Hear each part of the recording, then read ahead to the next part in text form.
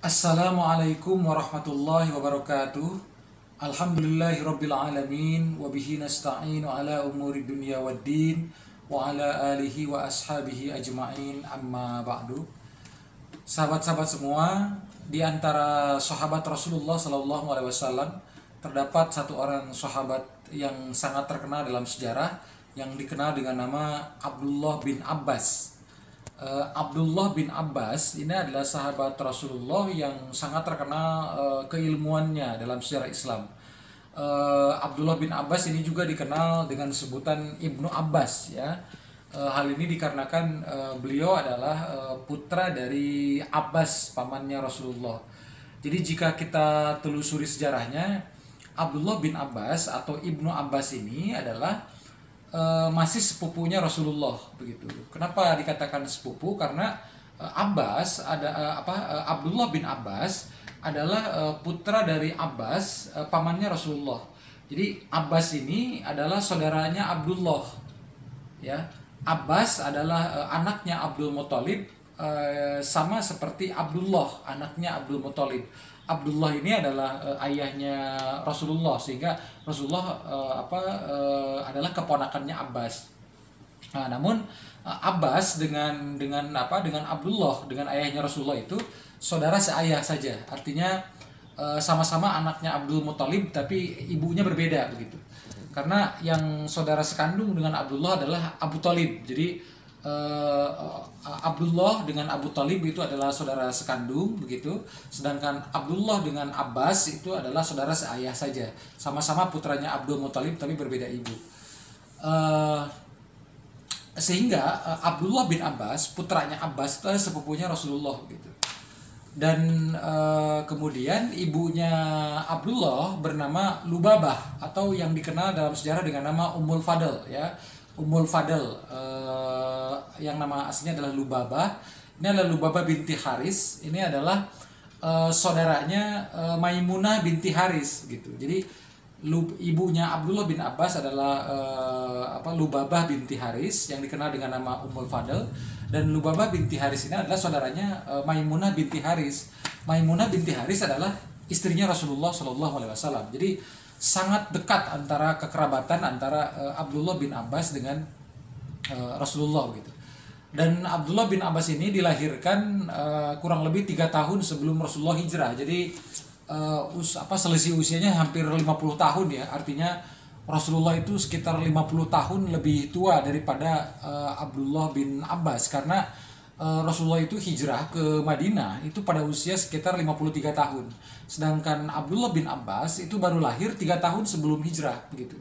Jadi kurang lebih sekitar 50 tahun selisih usia antara Rasulullah dengan Abdullah bin Abbas. Abdullah bin Abbas ini dilahirkan pada masa kaum muslimin diboikot ya. Diboikot di kawasan Syi'ib namanya. Itu Bani Hashim itu diboikot oleh orang kafir Quraisy selama kurang lebih 3 tahun lamanya ya. Dan di saat pemboikotan itulah kemudian Abdullah bin Abbas itu dilahirkan. Sehingga dalam sejarah dikatakan bahwa ketika Abdullah bin Abbas itu dilahirkan, kemudian disambut kelahirannya oleh Rasulullah Shallallahu Alaihi Wasallam begitu. Bahkan Abdullah bin Abbas ini didoakan secara langsung oleh Rasulullah agar Abdullah bin Abbas ini menjadi orang yang dalam ilmunya, menjadi orang yang faqih dalam agama, dan juga seorang yang dalam keilmuannya begitu. Langsung Rasulullah yang mendoakan. Itulah sebabnya tidak mengherankan ketika dalam sejarahnya kemudian Abdullah bin Abbas itu menjadi orang yang sangat cerdas. Kejeniusannya luar biasa begitu. Keilmuannya sangat diakui oleh para sahabat. Bahkan tidak sebanding dengan usianya. Artinya beliau di usia yang masih sangat muda tapi ilmunya sudah sangat luar biasa begitu. Beliau mendapat julukan sebagai Al-Bahru, lautan, artinya lautan ilmu ya kan. Habrul Ummah, tintanya umat begitu ya. Jadi saking beliau itu dipercaya sebagai orang yang sangat dalam ilmunya begitu. Ilmu yang sangat menonjol dari beliau itu diantaranya adalah ilmu tafsir Al-Quran, kemudian juga ilmu hadis ya. Ilmu hadis itu beliau meriwayatkan tidak kurang dari 1660 hadis kurang lebih dari Rasulullah yang beliau riwayatkan. Jadi termasuk di antara beberapa orang yang paling banyak meriwayatkan hadis ya. kemudian dalam ilmu tafsir juga gitu. Bahkan beliau misalnya sebagai contoh, ketika di masa itu Umar bin Khattab itu pernah mengajak Abdullah bin Abbas yang masih sangat kecil itu untuk menemui para sahabat perang Badar. Artinya para sahabat senior yang dulu ikut perang Badar, artinya ini sahabat-sahabat senior gitu. Kemudian Umar bin Khattab itu mengajak Abdullah bin Abbas ke forum itu. Anak muda yang sangat muda gitu diajak ke forum senior. Dan ternyata tujuan Umar bin Khattab mengajak Abdullah bin Abbas itu untuk menunjukkan kemampuan Abdullah bin Abbas kepada para sahabat senior itu. Waktu itu Umar bin Khattab itu menanyakan tafsir tentang surat An-Nasr ya, idza jaa nasrullahi wal fath, kepada para sahabat senior itu. Kata Umar bin Khattab, menurut kalian apa tafsir dari ayat ini? Apa maksud ayat ini? Ternyata para sahabat senior mengatakan bahwa di situ Allah memerintahkan kepada kita untuk memuji Allah, untuk beristighfar kepada Allah, dan Allah akan memberikan kita pertolongan dan keselamatan begitu. Kemudian Umar bin Khattab bertanya kepada Abdullah bin Abbas, menurutmu apa tafsir dari ayat ini wahai Ibnu Abbas, wahai Abdullah gitu. Kemudian apakah seperti yang mereka katakan? Kata Abdullah, tidak. Menurut pendapatku tidak seperti itu. Tafsir ayat ini adalah bahwa Allah menjelaskan dengan ayat ini bahwa Allah ingin menyampaikan kepada Rasulullah bahwa ajalnya Rasulullah itu sudah dekat. Jadi Rasulullah akan segera menemui ajalnya dengan turunnya ayat itu gitu. Idza jaa nasrullahi wal fath. Dan ternyata terbukti dalam sejarah bahwa tidak lama setelah turunnya surat itu, ayat An-Nasr itu, ternyata memang Rasulullah wafat. Artinya itu menunjukkan kebenaran dari tafsir yang disampaikan oleh Abdullah bin Abbas itu.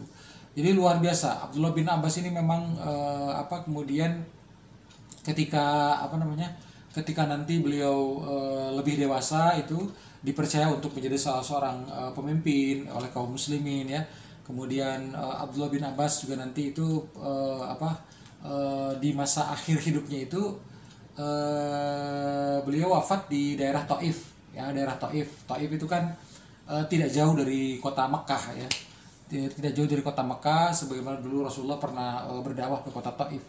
Dan akhirnya Abdullah bin Abbas itu wafat di kota Taif pada usia sekitar 71 tahun.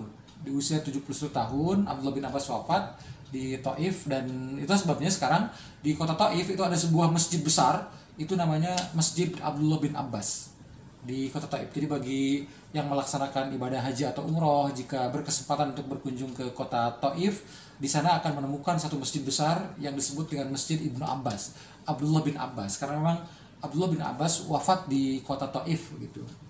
Dan riwayat tafsir beliau itu sangat banyak dinukil oleh para ulama yang kemudian dikenal dalam keilmuan Islam dengan tafsir Ibnu Abbas. Jadi sekarang itu ada sebuah tafsir yang sangat terkenal, itu tafsir Ibnu Abbas.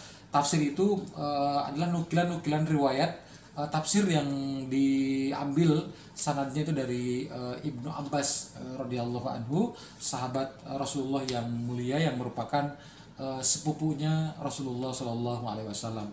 Demikian riwayat singkat tentang sahabat mulia yang bernama Abdullah bin Abbas, seorang sahabat yang dikenal sebagai lautan ilmu di antara para ulama ya, lautan ilmu, dari mulai ilmu tafsir, ilmu hadis begitu. Yang beliau ini ternyata merupakan sepupunya Rasulullah karena merupakan putra dari Abbas radhiyallahu anhu. Dan nanti dinasti Abbasiyah yang itu nisbat Abbasiyah itu dinisbatkan kepada Abbas pamannya Rasulullah, itu diantaranya adalah keturunan dari Abdullah bin Abbas ini, para khalifah yang nanti itu menjadi pemimpin di kalangan dinasti Abbasiyah, merupakan keturunan dari Abdullah bin Abbas ini. Mudah-mudahan riwayat singkat ini banyak manfaatnya dan kita mendapatkan keberkahan dari apa yang telah dipaparkan. Terima kasih. Wabillahi taufiq wal hidayah. Wassalamualaikum warahmatullahi wabarakatuh.